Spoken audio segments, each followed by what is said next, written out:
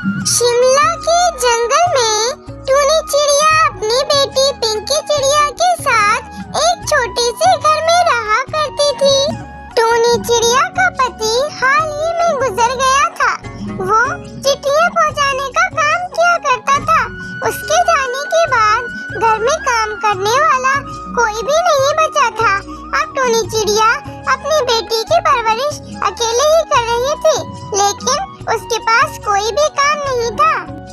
एक दिन टूनी चिड़िया अपनी बेटी पिंकी से कहती है, मेरी बच्ची, तू मुझे माफ कर दे।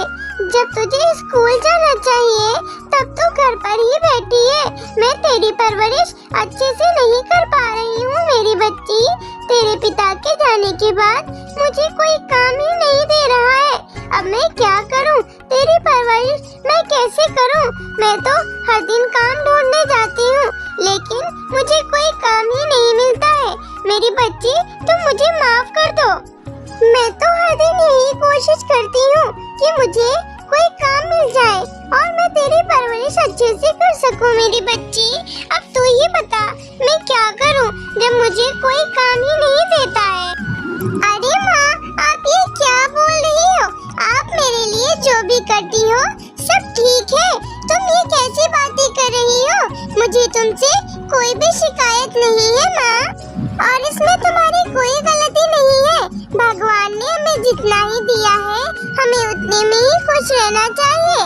कम से कम हम 2 वक्त खा तो लेते हैं माँ। तुम मेरे लिए बिल्कुल भी परेशान मत हो माँ।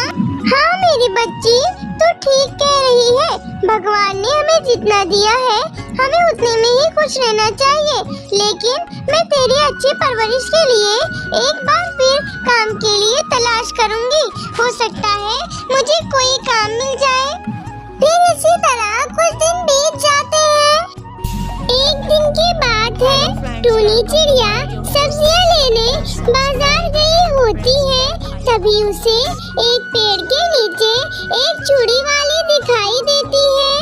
तब टूनी चिड़िया एक पेड़ की डाल पर बैठकर सोचने लगती है, अरे ये चूड़ी वाली तो बहुत सुंदर चूड़ियां लेकर आई है।